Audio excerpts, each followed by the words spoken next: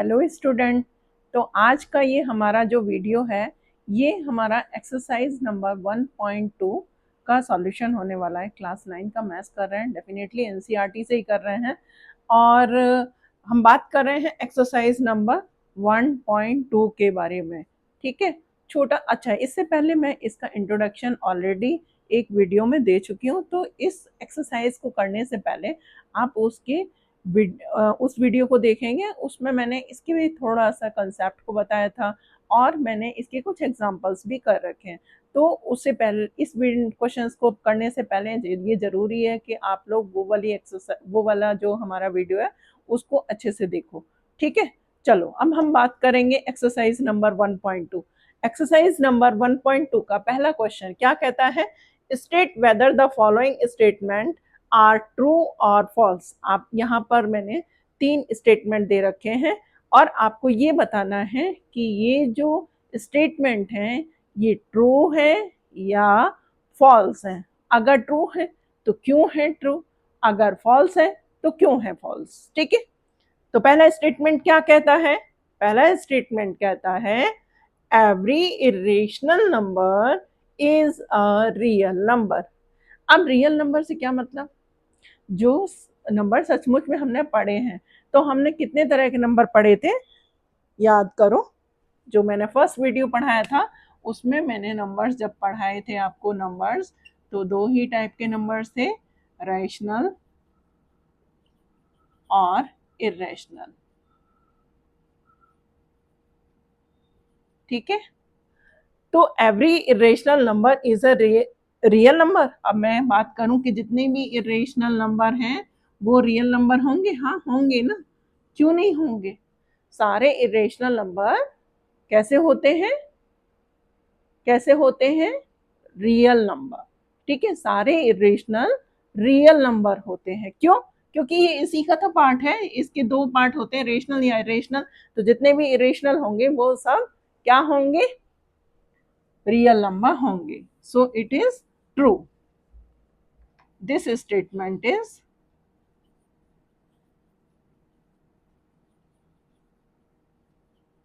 is true. Now next, every point on the number line is of the form of square root m, where m is the natural number. तो किसी भी number line पर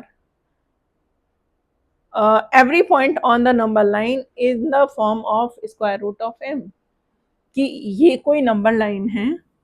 number line कैसी होती थी? देखो number line कैसी होती थी? ये 0, ये 1, ये 2, ये 3, ये 4, 1 2 3 4, एंड ये -1, ये -2, ये -3, ये -4।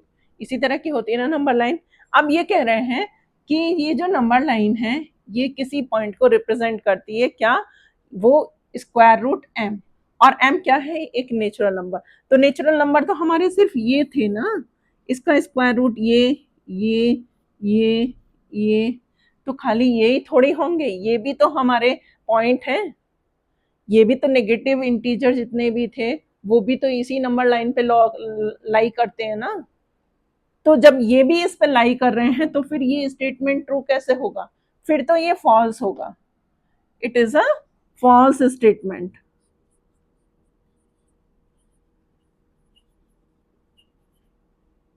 क्यों भाई, क्यों फॉल्स होगा? अब इतना तो बताओ।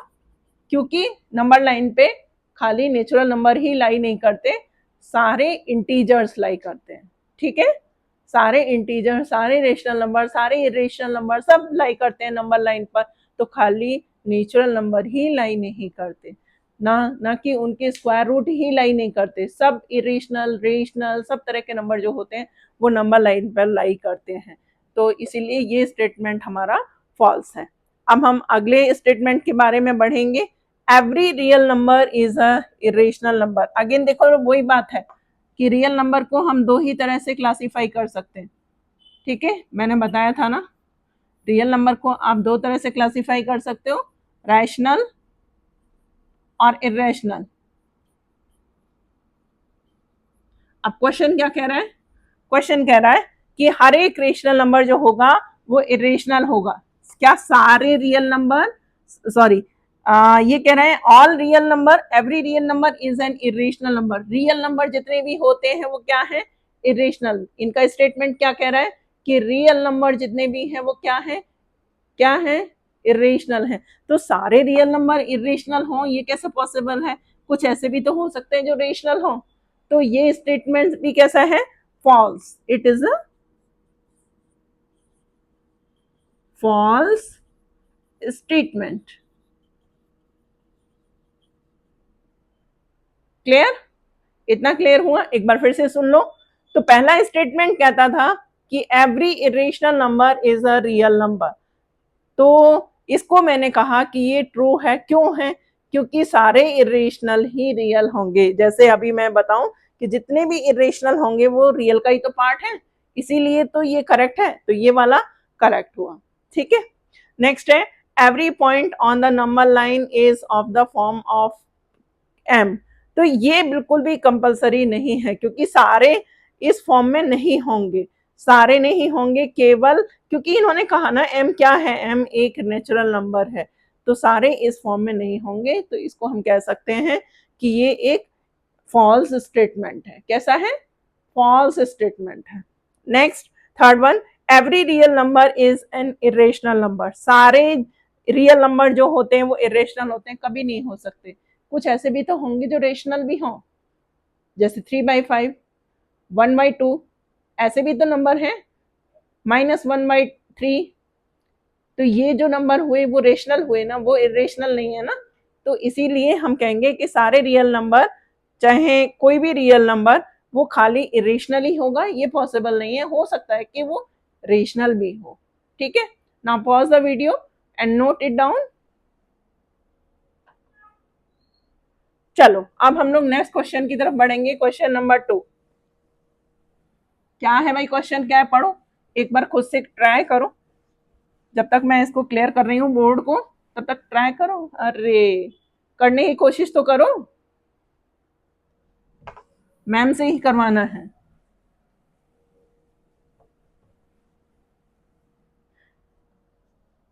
तो क्वेश्चन है, are the square root of all positive integer irrational. इतना मुश्किल नहीं है, इतनी मुश्किल कहानी नहीं है, सुन लो। Question number 2, are the square root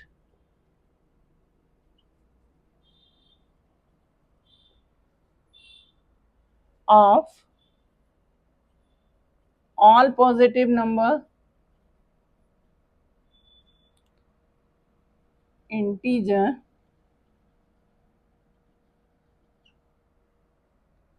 irrational?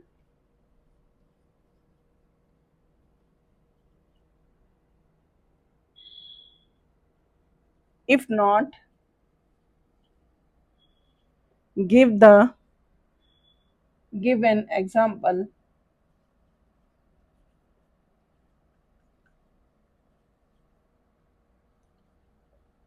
of the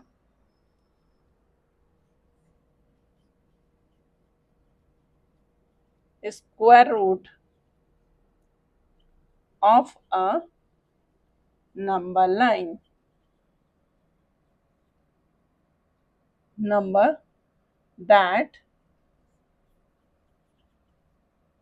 is a rational number. अब कहोगे मैम ने तो पूरी रामायण सी लिख दी, हमको समझ नहीं आया। नहीं आया तो समझाते हैं। क्या है क्वेश्चन, एक एक लाइन पढ़ेंगे। Are the square root of the positive integer. तो पॉजिटिव इंटीजर कौन कौन से होते हैं, बोल दो। 1 2 3 4 5 एंड सो ऑन, ये सब पॉजिटिव इंटीजर ही तो हैं। तो अगर मैं इनका स्क्वायर रूट करूं, यही तो कह रहा है पहला वाला स्टेटमेंट, कि अगर हम इनका स्क्वायर रूट करते हैं तो जो स्क्वायर रूट करके मिलेगा वो इरेशनल होगा। पहली लाइन का मतलब क्या है कि अगर हम इसका स्क्वायर रूट निकालें, जितने भी पॉजिटिव इंटीजर होते हैं, अगर हम इसका स्क्वायर रूट निकालते हैं तो हमको एक इरेशनल नंबर मिलेगा। क्या ये ऐसा है क्या, तो देखो स्क्वायर रूट ऑफ 1 1 होता है, स्क्वायर रूट 2 तो 2 ही है, स्क्वायर रूट 3 तो रूट 3 है, बट स्क्वायर रूट 4 क्या होता है 2 होता है, स्क्वायर रूट 5 5 होता है। आगे भी आप देखोगे ये 6 है, 7 है, 8 है, 9 है। तो मैं यहाँ पर कुछ आपको करके दिखा रही हूँ। ये 7 होता है, ये 8 होता है, बट 9 अगेन 3 का स्क्वायर है। तो ये देखो ये क्या मिला हमें, इरेशनल नहीं मिला, ये एक रेशनल नंबर मिला, होल नंबर मिला, जिसको हम रेशनल में रिप्रेजेंट कर सकते हैं ना। तो इन्होंने कहा are the square root of the positive integer irrational, नहीं रेशनल नहीं होते, कुछ रेशनल इरेशनल नहीं होते, कुछ रेशनल भी मिलते हैं। मतलब जो हमें मिलेंगे ना square root of the positive integer, वो एक रियल नंबर हो सकते हैं, बट इरेशनल ही हो ये जरूरी नहीं होगा।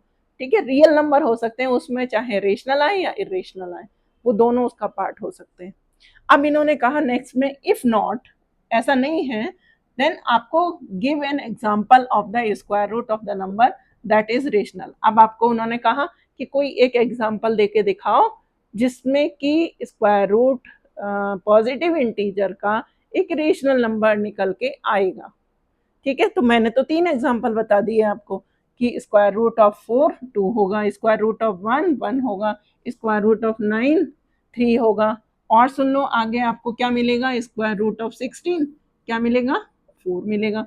तो इस तरह के बहुत सारे एग्जाम्पल हैं, सबको अपना अलग अलग एग्जाम्पल देने का पूरा अधिकार है, मुझे भी है, आपको भी, आपके फ्रेंड को भी है। आप अलग अलग नंबर इस तरह से बता सकते हो। जो परफेक्ट स्क्वायर हैं उनका स्क्वायर रूट, जैसे 25 का 5 मिलेगा, ठीक है, 36 का 6 मिलेगा। तो सबके आंसर अलग अलग हो सकते हैं। कोई एक एग्जाम्पल पूछा है, मैंने 3-4 बताए हैं। जल्दी से इसको नोट डाउन करो, फिर हम नेक्स्ट क्वेश्चन की तरफ बढ़ेंगे।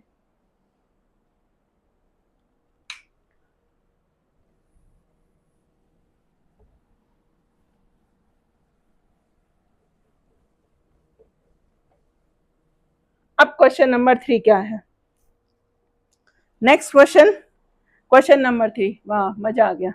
क्या करना है, show how root 5 can be represent on the number line. ये तो क्वेश्चन हमने अभी इससे पहले वाली वीडियो में खूब किए हैं, तो अब तो समझ में आना ही चाहिए। इसको आप ऐसे भी कह सकते हो, locate root 5 on number line. एक ही चीज है, जो क्वेश्चन में लिखा हुआ है एक्चुअल में वो यही है, आपको लोकेट करना है रूट 5 को। ठीक है, चलो बढ़िया। अच्छा, लास्ट वीडियो में मैंने एक बात बताई थी कि अगर हमें रूट m को लोकेट करना है तो हमें क्या करना पड़ेगा, बेस कितना लेना पड़ेगा, बेस हमारा कितना होना चाहिए, m-1 होना चाहिए। ठीक है, बहुत इजी ट्रिक है। चलो अब सबसे पहले क्या करें, एक नंबर लाइन ड्रॉ करें। जब बात हो रही है नंबर लाइन की तो नंबर लाइन ही ड्रॉ करनी पड़ेगी, 1 2 एंड 3। ठीक है, -1 -2 एंड -3। ठीक, अब देखो बेस कितना है हमारा, हमको लोकेट क्या करना है, 5। ठीक, तो हमें रूट 5 लोकेट करना है, तो बेस हमको कितना लेना होगा, बेस कितना लेना होगा, 5 में से 1 को माइनस कर दो, कितना मिलेगा, 5 में से 1 को किया तो मिला 4, और इसका आप स्क्वायर रूट करोगे तो आपको मिलेगा 2। ये हमारा एक ट्रिक है। ठीक है, छोटी सी ट्रिक है, इसको समझ लो। जब भी हमें m निकालना होगा तो हम स्क्वायर रूट m-1 निकालेंगे और वही हमारा बेस होगा। तो अभी हमारा बेस कितना आया, 2। तो अगर हम यहाँ पर O पॉइंट लेते हैं तो A हमारा यहाँ पर होगा, OA इज कितना हुआ, ये है OA। प्रॉपर स्केल से काम करना है, बिना स्केल के काम नहीं करोगे। ये 2 यूनिट हो गया, ठीक है। और यहाँ पर मैंने एक परपेंडिकुलर ड्रॉ किया जो है हमारा 1 यूनिट का, तो 1 यूनिट का परपेंडिकुलर हो गया। अब आपने ओ से ज्वाइन किया है इसको बी को, ठीक है। आप क्या लिखोगे, बाय पाइथागोरस थ्योरम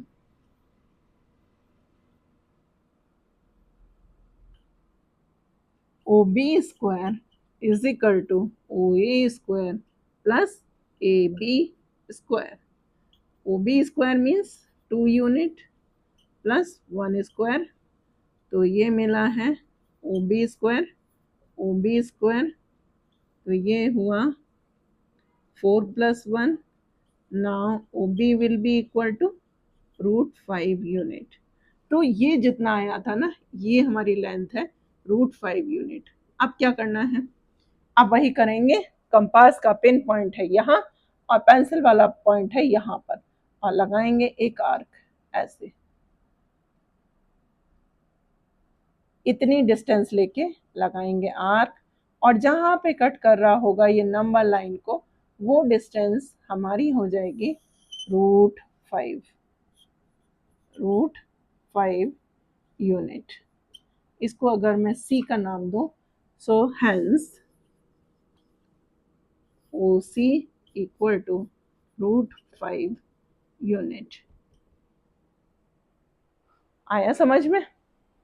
तो ये छोटी सी एक्सरसाइज थी हमारी 1.2, और मिलेंगे हम नेक्स्ट वीडियो में। तब तक आप प्रैक्टिस करो, खूब अच्छे से प्रैक्टिस करो, और कोई डाउट आएगा तो कमेंट बॉक्स में डालना मेरे लिए, मैं आपके सारे डाउट्स क्लियर करूँगी। अगर आपकी रिक्वेस्ट होगी तो मैं इसको नोटबुक पर भी ड्रॉ करके दिखा सकती हूँ, बट आप कमेंट में डालोगे मैम मुझे हेल्प की ज़रूरत है, आप नोटबुक पर करके दिखाओ, तभी करके दिखाऊंगी, अदरवाइज मैं मान लूंगी सबको समझ में आ गया है, ठीक है। तो अपना खुश रहिए और करते रहिए एक्सरसाइज।